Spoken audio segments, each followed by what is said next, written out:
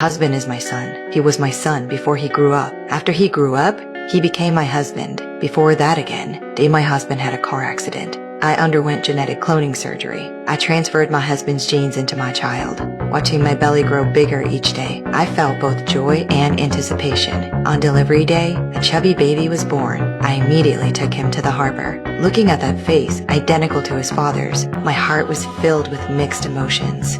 I am his mother, but I also see him as my lover's continuation. My son grew up slowly. I hid his identity as a clone. I only told him his father passed away in a car accident, but our relationship had already crossed the mother-son boundary. We bathed together, completely open. I was intoxicated by this closeness. After my son hit puberty, he brought a girl home overnight. I pretended to be calm while greeting her, but jealousy was overflowing in my heart. The next day, my son dated a girl holding a rabbit.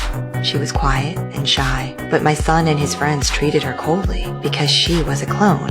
Neighbors warned me to stay away from that clone girl. Only then did I realize the world's prejudice against clones runs so deep. I feared they would discover my son's identity.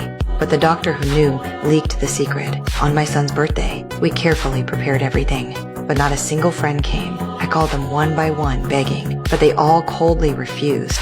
Seeing my son's disappointed expression, my heart sank like falling into ice. The next day, I took my son away from the town. We moved to the seaside. Between heaven and earth, only we mother and son remained. The neighbor boy, Mark, came. He became my son's only playmate. One day, we were wrestling on the swings. My son pinned me to the ground. He said something suggestive. Looking at that face, identical to his father's, unspeakable feelings stirred in my heart. After my son had Mark, he no longer relied on his dinosaur toys. They buried the dinosaur in the sand.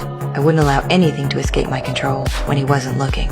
I dug up the dinosaur and brought it home. That morning, I discovered a pair of woman's feet in his bed.